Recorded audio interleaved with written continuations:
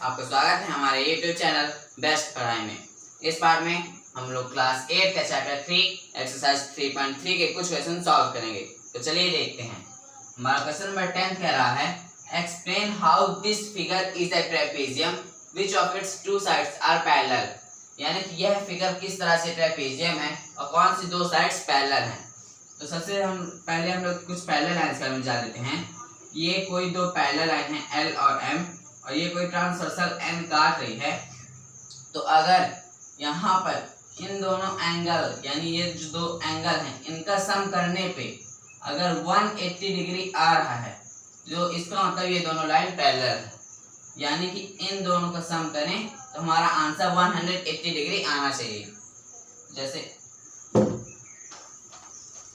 अगर ये line parallel है तो यहाँ पर ये वाला एंगल प्लस ये वाला एंगल हमेशा दोनों का सम करने पे आता है 180 डिग्री। तो अगर कोई भी दो लाइन है इस तरह से यहाँ वाले का एंगल और इधर का एंगल दोनों का सम करने पे आ रहा है 180 डिग्री तो ये दोनों लाइन पैरेलल कहलाएंगी। तो ये थी एक पैरेलल लाइन की प्रॉपर्टी। अब हमसे पूछा है कि explain how this figure is a trapezium. यह जो फिगर है यह ट्रेपेजियम कैसे है और कौन सी इसकी दो साइड पैरेलल हैं। तो सबसे पहले हम लोग ट्रेपेजियम की डेफिनेशन में ध्यान देते हैं। Trapezium is a quadrilateral with one pair of parallel side. यानी कि ट्रेपेजियम कोई एक तरह का क्वाड्रिलेटरल होता है यानी चार साइड वाला जिसमें मात्र एक पेयर की पैरेलल साइड्स होती हैं। यानी ये भी कोई कहलाएगा ट्रेपेजियम जिनमें ये जो है इसके पैरेलल हुए यानी मात्र एक पेयर एक जोड़ा जो है पैरेलल हुए बाकी दूसरा ना हुए। तो बोला है कि ये बताओ ये फिगर ट्रेपेजियम है कि नहीं।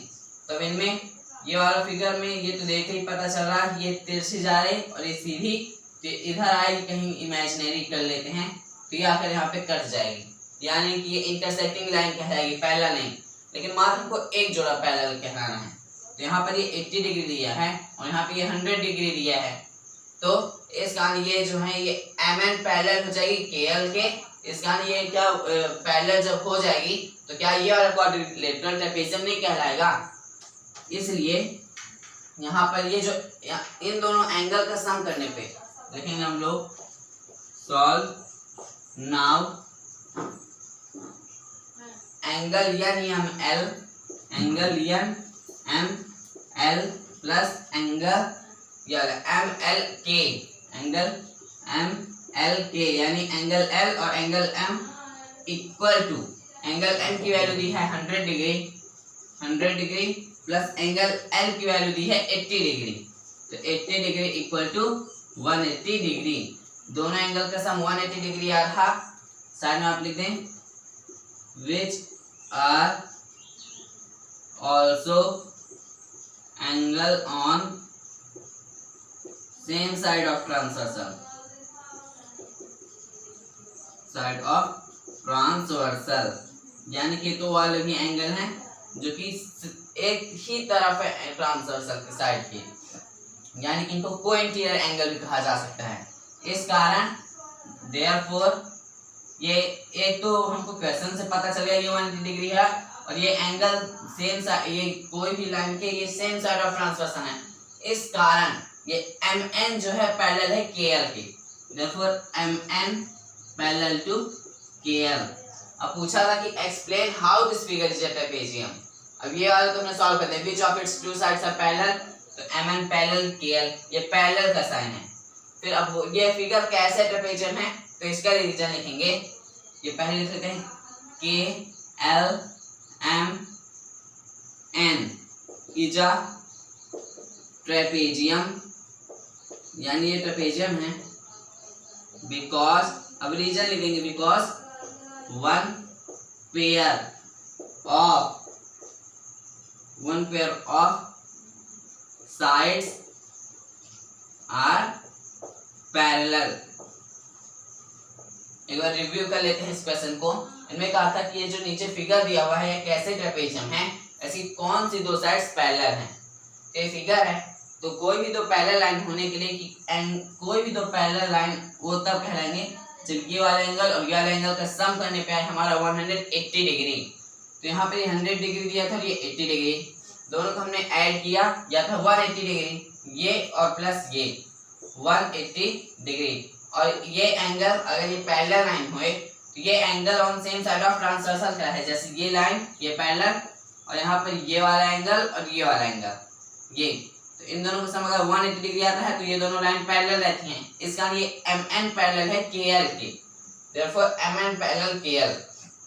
अब पूछा है कैसे एक फिगर ट्रेपेजियम है, तो ट्रेपेजियम की हमको डेफिनेशन पता है कि वह क्वाड्रिलेटरल जिसकी एक पेयर मात्र एक जोड़ा अगर साइड का पैरेलल हुए तो यह ट्रेपेजियम कहलाएगा।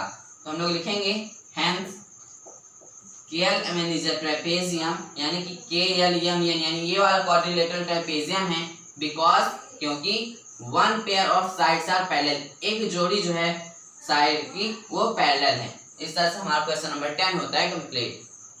गाइस ये हमारा क्वेश्चन नंबर 11, इनमें दिया फाइंड M एंगल C यानी major of angle C in figure. ये वाली फिगर में अगर जो लाइन सेगमेंट AB है वो पैरेलल है DC की, तो इनमें हम देखते हैं कि ये AB है, ये वाली लाइन ये पैरेलल है DC की। अब हमको ये दिया है कि ये दोनों लाइन पैरेलल हैं, ये एंगल भी दिया है 120 डिग्री और ये बोला है कि ये एंगल C फाइंड करो।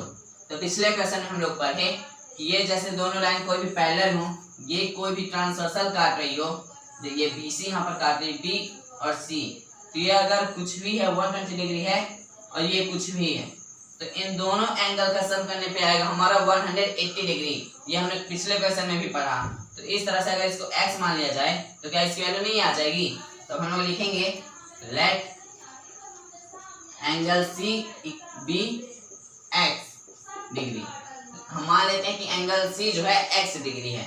अब सिंस हमको दिया है AB से जो लाइन सेगमेंट है वो पैरेलल है DC के, देयरफॉर AB पैरेलल है DC के, इस कारण एंगल ये B लेना है तो B को चाहे आप CBA लिखें या ABC लिखें, बीच में एंगल B आना चाहिए। तो angle ABC plus angle BCD equal to 180 degree. और साइड में आप रीजन दे दें angle on same side of transversal, same side of transversal. इसका मतलब होता है कि कोई भी अगर ये पैरेलल लाइन है, ये पैरेलल लाइन ये कहलाती है हमारी ट्रांसवर्सल, तो एंगल ऑन सेम साइड, कोई भी एंगल सेम साइड पे बन रहे हैं यानी या तो इधर ही या तो इधर ही, मतलब इस तरफ ही, तो दोनों का सम करने पे आएगा 180 डिग्री। ये प्रॉपर्टी कहती है। तो एंगल ABC कितना हमको दिया था 120 डिग्री और प्लस एंगल BCD को हमने माना था x, तो आप चाहे वहां पर x लिखते हैं, x degree equal to 180 degree. This implies x degree equal to 180 degree. इधर 120 डिग्री प्लस में है, इधर आएगा माइनस में, तो x की वैल्यू आ गई हमारी 60 डिग्री। तब x माना था हमने किसको, एंगल C को, हेंस एंगल BCD उसी को आप एंगल C कह सकते हैं, उसी का एंगल DCB कह सकते हैं। ये equal to x equal to 60 degree. हमको पूछा था find measure of angle C, तो angle C equal to 60 degree. इस तरह से क्वेश्चन नंबर 11 होता है कंप्लीट। गाइस ये हमारा क्वेश्चन नंबर 12, इनमें कहा find the measure of angle P and angle S if SP parallel to RQ in figure. यानी ये कोई फिगर दिया हुआ है, इसमें हमको एंगल P ये वाला एंगल और एंगल S ये वाला एंगल फाइंड करना है। अगर SP यानी SP ये वाली लाइन पैरेलल है RQ के, RQ ये दोनों लाइन पैरेलल हैं। अब हमको बोला है एंगल P फाइंड करो, एंगल S फाइंड करो, तो इसको यहाँ पर देख सकते हैं कि यह 130 डिग्री। तो हमने पहले भी पढ़ा था कि अगर ये कोई पैरेलल लाइन हो, ये कोई ट्रांसवर्सल काटे, तो ये वाला एंगल और ये वाला एंगल का सम करने पे, इसी को हमने इस तरह पढ़ा था कि ये इसको आप जब ऐसे लाएं थोड़ा तो ये इस तरह फिगर बनेगा। तो इन दोनों एंगल का सम करने पे आता है 180 डिग्री। अब लिखेंगे since SP parallel to RQ, या फिर जो क्वेश्चन दिया है SP line segment parallel to RQ line segment, therefore ये angle Q plus angle P, angle Q plus angle P equal to 180 degree. Reason angle on same side और transversal, यानी angle जो है एक ही ट्रांसवर्सल के एक ही तरफ हैं। तो एंगल Q की हमको वैल्यू दी थी 130 डिग्री, तो angle Q equal to 130 degree plus angle P लिखा रहने दिए इक्वल टू 180 डिग्री। तो एंगल P इक्वल टू, इधर ये प्लस में है, इधर आ जाएगा माइनस में 180 डिग्री माइनस 130 डिग्री। तो एंगल P आ गया हमारा 50 डिग्री। अब हमको बोला find the measure of angle P, यानी एंगल P तो आज का है, बोला angle S।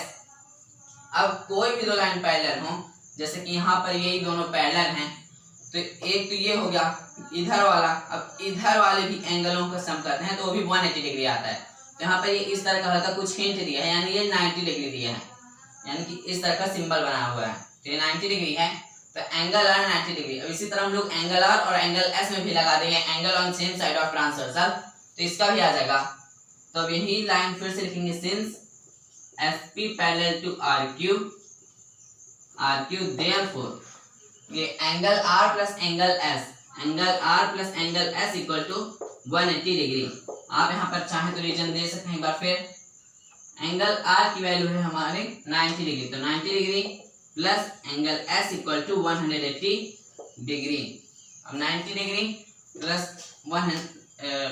Plus angle S equal to 180 degree, तो यहाँ पर आ जाएगा एंगल S इक्वल टू, इधर 90 डिग्री प्लस में था, इधर आ जाएगा माइनस में 180 डिग्री माइनस 90 डिग्री।